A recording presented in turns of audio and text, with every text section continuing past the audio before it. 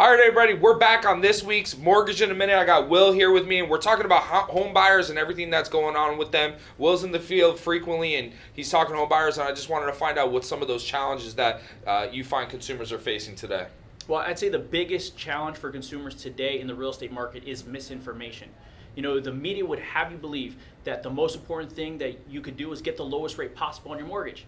Now, sometimes that is the best case scenario. However, if you're working with a true professional who understands what your needs are, what it is that you're looking for, sometimes the best course of action is actually taking a higher interest rate and allowing us, Home First Lending, to cover all of your closing costs so that you can keep as much money in your pocket as possible. So here's an example of how that would work. If I'm looking to buy a house and I only have $15,000 to my name and I want to buy a house at $200,000, and let's say the average down payment for that is about $7,000. Now the closing costs will probably run me another $6,000 or $7,000, but I don't want to do that.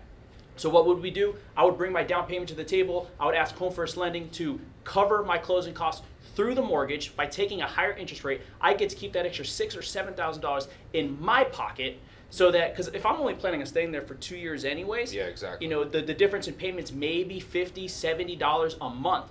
And over the course of 2 years, that's less than $2,000 that you're going to be paying on that mortgage. So you're going to be saving an extra $4,000 to $6,000 just by taking a higher rate and working with a true professional who understands what your needs are. That's awesome. Lender credit's the theme of this week's Mortgage in a Minute. Make sure you ask your lender how that is possible to keep more money in your pocket. Tune in next week for another Mortgage in a Minute, and bye for now.